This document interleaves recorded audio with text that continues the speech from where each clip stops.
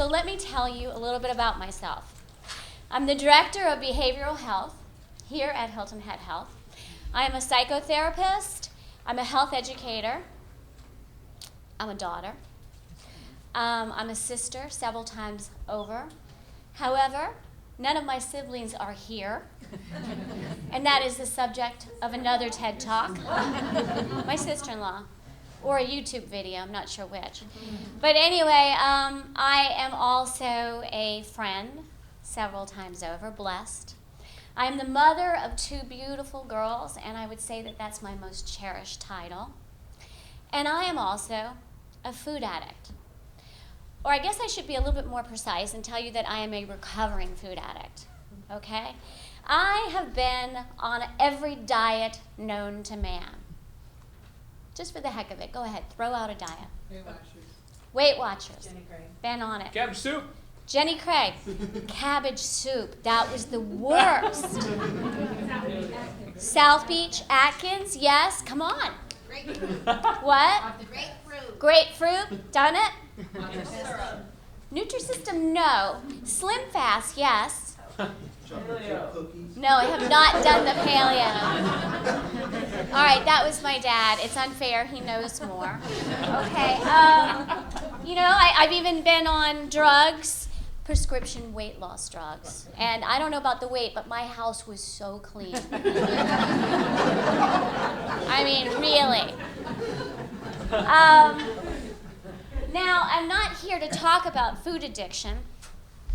But I tell you about that because all of my experience actually dealing with addiction and going through recovery, combined with the many experiences of a lot of my clients who have had similar struggles, has led me to form some theories as to why our country is experiencing an obesity epidemic.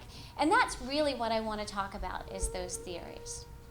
So what I want to say is that, you know, how I came to those theories happened one very difficult night.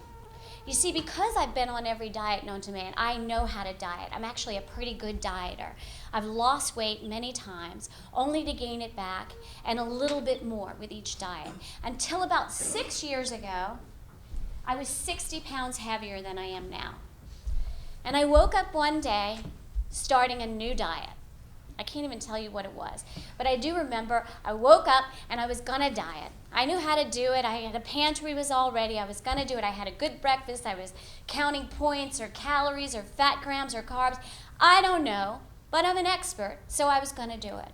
But by lunch, I had already blown it. I think I hit 5 guys, you know. I don't know what it was. Not that there's anything wrong with 5 guys, by the way. Okay? So I blew it. And what happened was I spent the rest of the day trying to fix it. Sort of this panic, like, here I go again. All right, no, I won't snack. What I'll do is I'll work out a little bit more. And then tonight I'll only have salad and I'll have fat-free dressing. But that's not what happened. I kept snacking throughout the day. I got to dinner. I don't know what I ate, but I overate. And then I continued to eat after dinner. I continued to eat until about 10 o'clock at night, when I sat there in a food-induced coma. And a very familiar self-loathing. The difference, though, with this particular night and this particular day of dieting was that a real fear settled in that day. Because I couldn't diet for one day, and I thought to myself, what am I gonna do if I can't diet? How am I gonna stop this? How am I gonna fix it? What am I gonna do? And at that moment, the fear was so great, I realized I had to do something different. And that was the beginning of my recovery, because it was that night that I realized I had spent years doing the same thing over and over and over again, and it wasn't working. And the reason it wasn't working is because everything that I was doing was focused on the symptom, not the problem. You see, the weight is not the problem. Obesity, it's not the problem. It's the symptom. And it was that night that I finally decided to go back and look at the problem. How do I keep getting there? And so with that, I started really looking at all the things that were contributing to my addiction and my problem with food. And basically, what I came up with is that I was unplugging. In fact, I was unplugging all over the place. And I believe that is the reason why our country has a growing obesity epidemic. We are unplugging all over the place. It's a problem.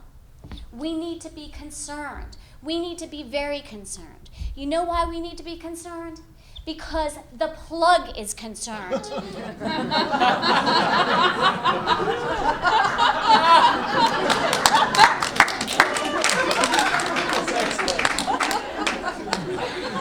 We need to do something about this.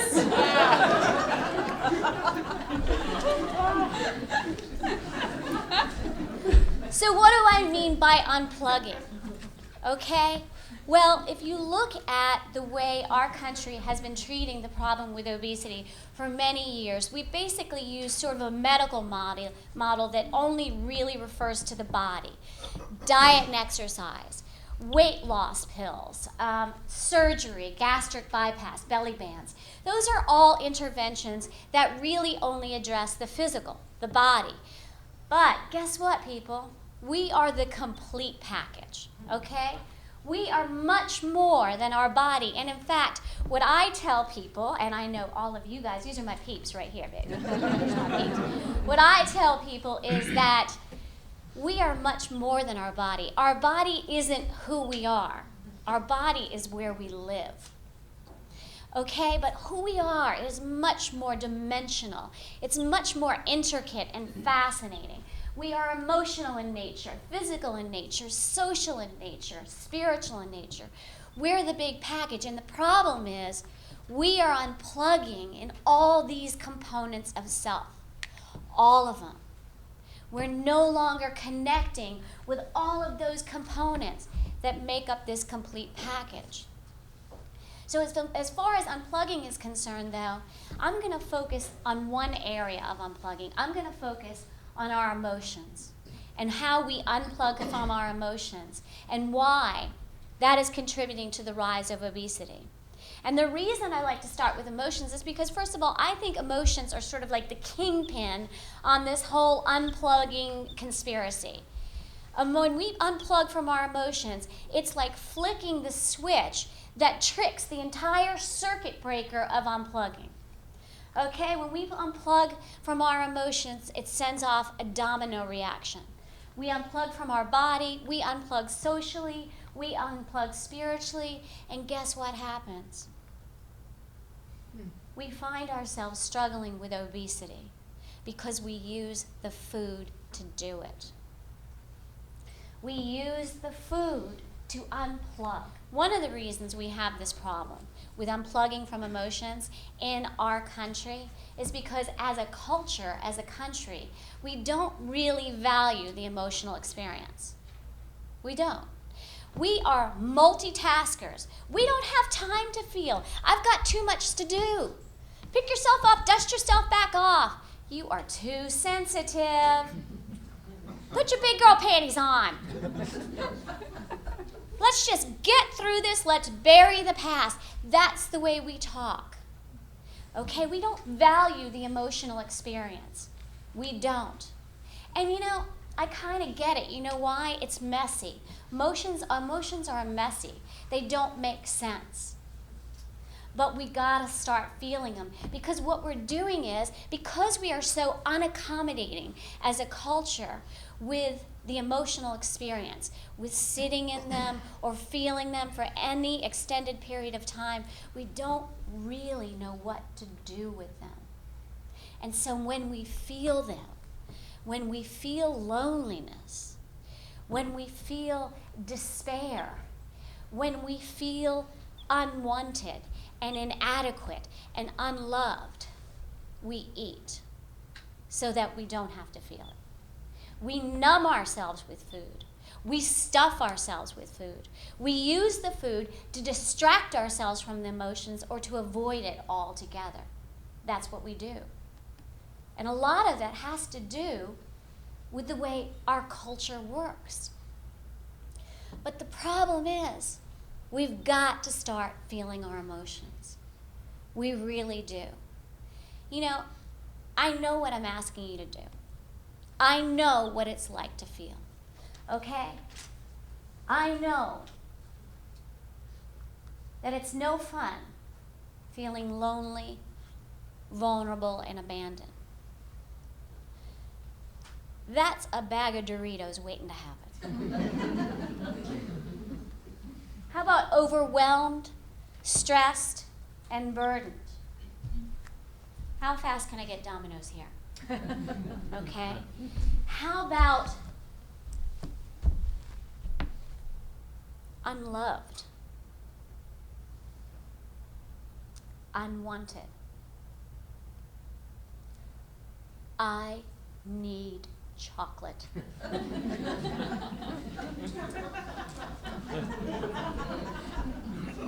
Okay. Sadness, despair, and grief, these are real. Shame, guilt, embarrassment, anxiety, fear, panic, anger, fury, rage. This is what we have. But we don't feel it anymore. We don't want to feel it. We're too busy. We're too uncomfortable. It's not accepted. But the thing is, what I want to tell you is that if we all have emotions, then they must have an evolutionary purpose, right? They must have an evolutionary purpose. So what is it? You see, this is the thing, is our emotions are the internal sensor, that makes sense of our outer world, or what's happening in our outer world. When I am lonely, what that emotion is telling me is, I need to connect. I need somebody. When I am anxious, that means that perhaps I am unprepared, or I am overextended. They make sense, but the problem is they don't make sense unless you look at them. You got to acknowledge them. You have to look at them. When you don't, all those feelings stay inside. They do not go away. When you eat over your emotions, when you unplug by using the food so you don't have to feel, guess what? The emotions aren't digested. They're still there.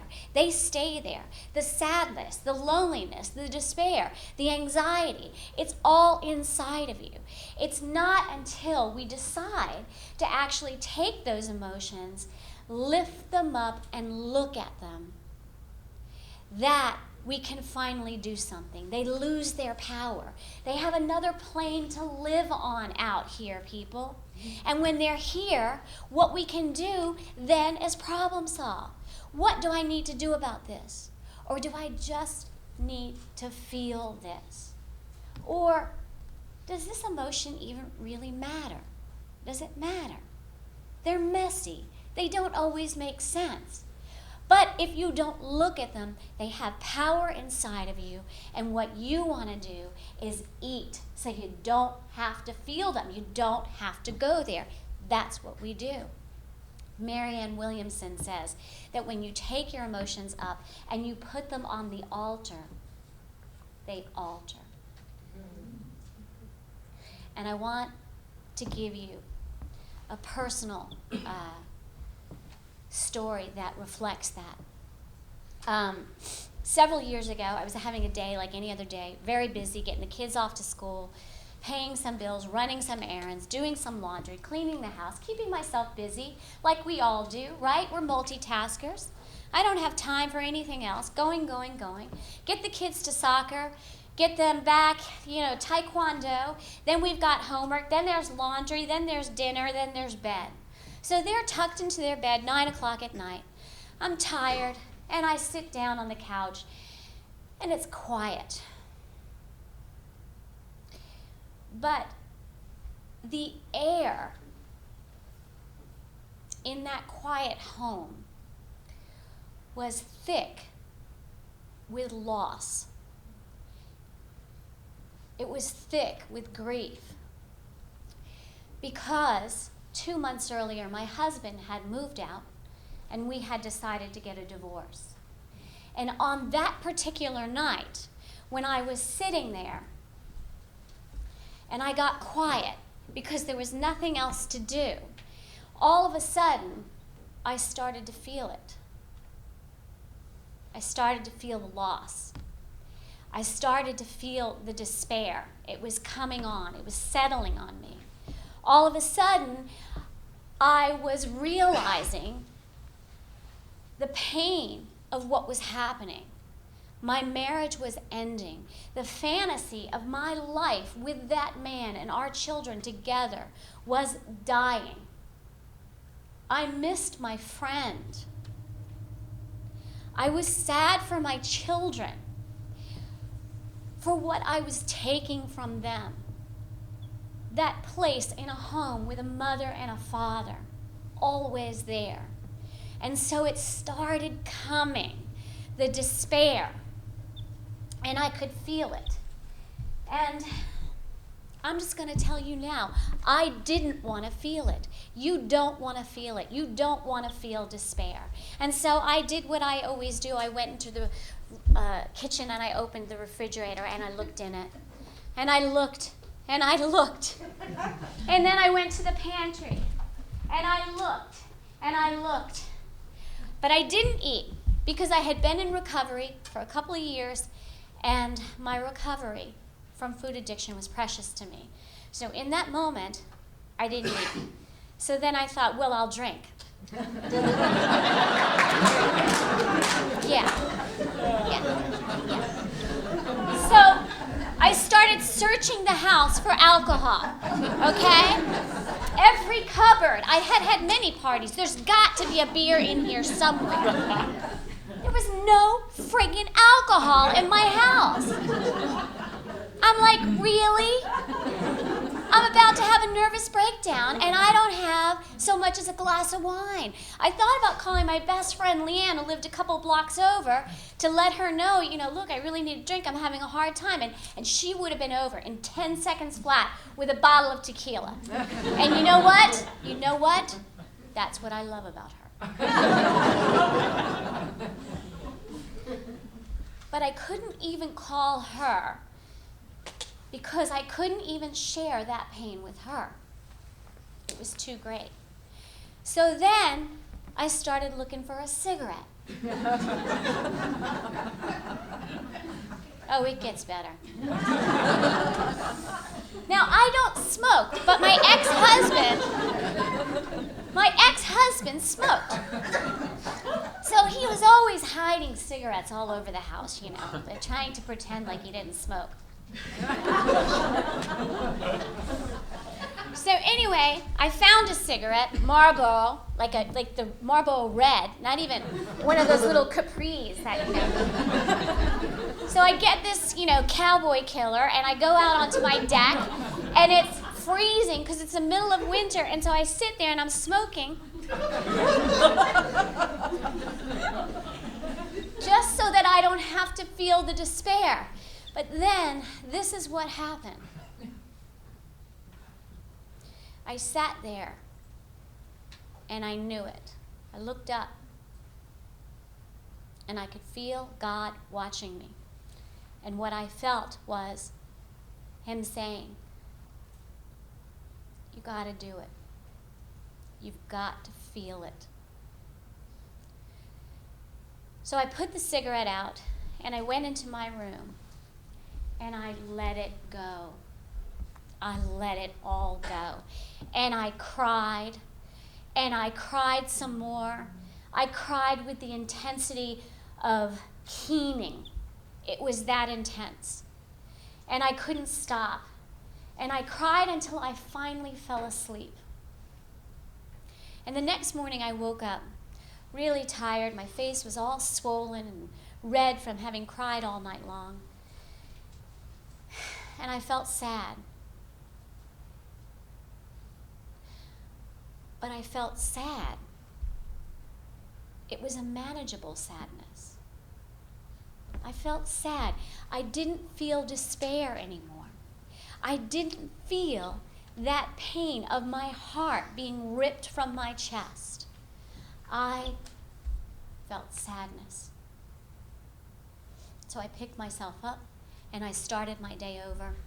And the next day, I felt less sad. And this is what I'm telling you, is we are supposed to feel, because what happened that night was I evolved. I evolved. I did what I was supposed to do. I added a layer of wisdom to who I am, because now I know what it's like to experience that pain. And the next time I'm with somebody else who's experiencing that pain, I can connect with them. And that's plugging in. That's plugging into others. That's what we're meant to do. So I felt it, and I survived it. I survived it. And that's why we're supposed to plug in, people. Emotions have a life expectancy. When you feel sadness, when you feel despair, when you feel loneliness, you will not feel it forever, but you have to feel it. Because if you don't feel it, it doesn't go anywhere, and you don't grow. Unless you're eating, in which case you're growing. We have got to feel, because when you do, you grow up, and you will survive it.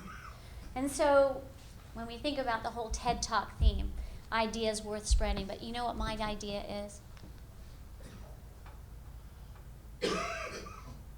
Make a plug happy.